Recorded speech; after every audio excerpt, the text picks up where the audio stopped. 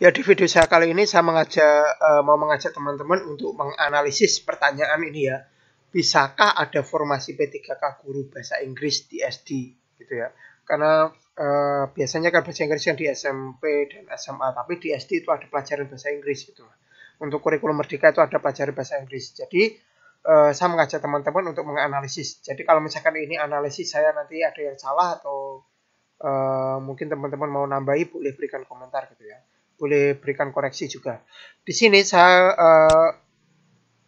merujuk pada ini ya, struktur kurikulum Merdeka di SD itu berdasarkan ini ya, Keputusan Menteri Pendidikan, Kebudayaan, Riset dan Teknologi nomor 56/M/2022 tentang pedoman penerapan kurikulum dalam rangka pemulihan pembelajaran. Nah, saya merujuknya ke sini. Nah, ini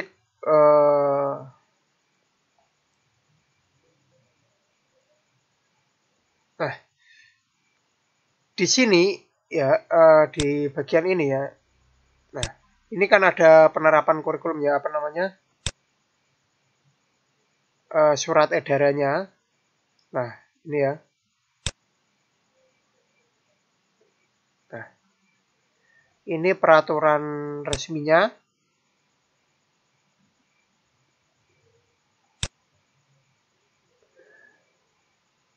Pedoman penerapan kurikulum dalam rangka pemulihan pembelajaran ini.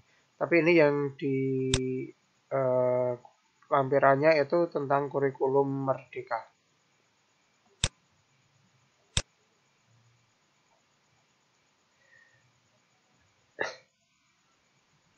Nah, di bagian sini ya, ini jam-jamnya ini sesuai kurikulum Merdeka. Nah, ini ya, struktur kurikulum pada pendidikan dasar dan menengah. Sebagai ini struktur kurikulum untuk SDMI ya, ini kurikulum Merdeka. Nah, seperti ini ada alokasi waktu, ada profil pelajar Pancasila, ada jam pelajaran ya, ini segini. Nah, di bagian sini SD ya, guru bahasa Inggris itu dapat jamnya itu 2 jam pelajaran.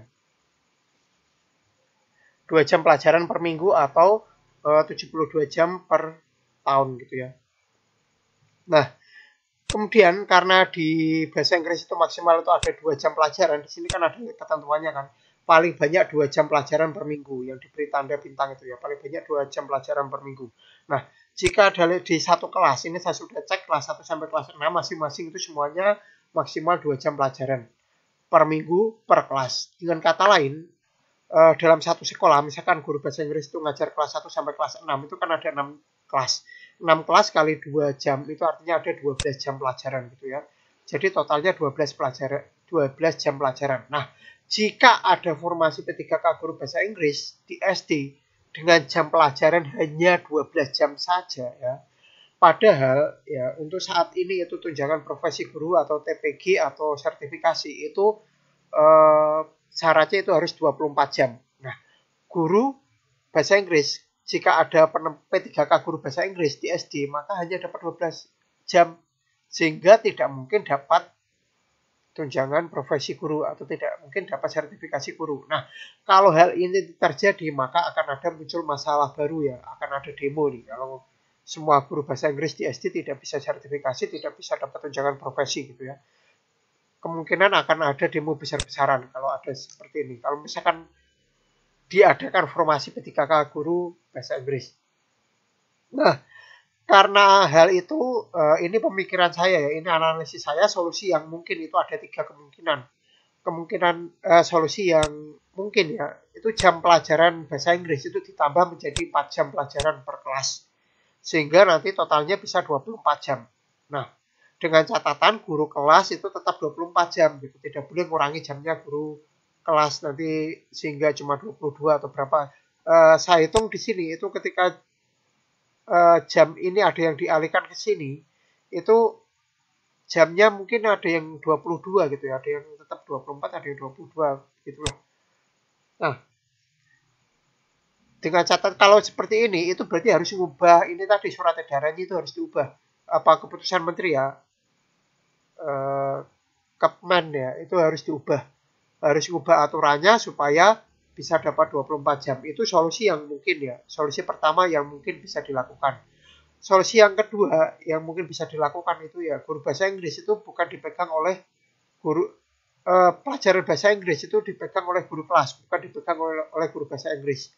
Solusinya itu untuk kurikulumnya. Tapi solusi ini berarti tidak menjawab, berarti solusi yang kedua ini kesimpulannya P3K guru bahasa Inggris itu di SD itu tidak ada.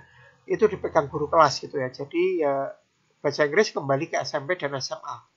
Itu solusi yang kedua. Yang ketiga, satu guru mengajar di 2 sekolah. Nah, jadi di sekolah pertama dapat 12 jam, di sekolah kedua dapat 12 jam. Totalnya ada 24 jam. Nah, ini agak ribet. Ngaturnya mungkin agak ribet ini. Pengaturannya agak ribet, jadi nggak tahu ini solusi ini kemungkinan tidak akan dipakai gitu. Karena kalau ada P3K guru biasanya kan penempatannya di satu lokasi gitu ya, tidak di 2 lokasi. Kalau seperti ini nanti akan di 2 lokasi akan jadi masalah baru lagi gitu. Agak ribet pengaturannya dan terjadi masalah baru lagi. Nah, itu 3 solusi yang mungkin bisa dilakukan oleh pemerintah gitu ya. Tadi itu sebenarnya saya tuh pemikiran ada 4 atau 5 solusi, tapi saya itu agak lupa gitu, di pemikiran saya sudah ada tapi malah lupa ini. Jadi saya menuliskan 3 ini. Tapi ya itu solusi yang mungkin bisa dilakukan. Tapi berdasarkan video yang beredar, saya lihat videonya itu ya yang ngomong itu PLT Dirjen ya GTK Kemdikbud ya, jadi orang pemerintah juga yang ngomong itu bahwa solusi yang dipakai untuk saat ini itu guru bahasa Inggris itu dipegang oleh guru kelas ya, bukan guru bahasa Inggris. Jadi tidak ada formasi guru bahasa Inggris di SD, adanya di SMP dan SMA itu ya. Jadi buat teman-teman guru bahasa Inggris kalau mau ingin ada P3K guru bahasa Inggris di SD ya, mungkin bisa menyampaikan aspirasinya ya ke pemerintah gitu, biar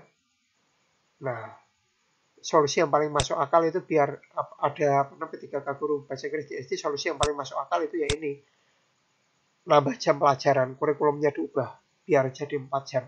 Itu akan masuk akal gitu ya, kalau misalkan ada P3K guru bahasa Inggris di SD. Masing-masing kelas 4 jam. Nah, jadi jamnya mungkin akan jadi bertambah gitu ya, agak nggak tahu anak SD akan menjadi berat atau tidak gitu ya.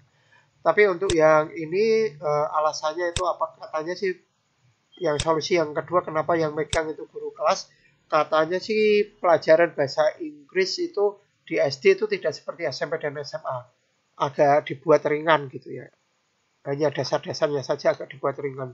Jadi kalau guru kelas melajari itu masih mampu lah untuk belajar itu, katanya sih begitu. Nah, kurang lebih demikian ya analisis saya. Intinya buat teman-teman yang punya analisis lain, boleh berikan komentar ya, kalau misalkan punya gambaran lain atau mungkin koreksi atau mungkin tanggapan gitu ya, boleh berikan komentar gitu. Kurang lebih demikian. Terima kasih sudah menonton video saya ini sampai selesai.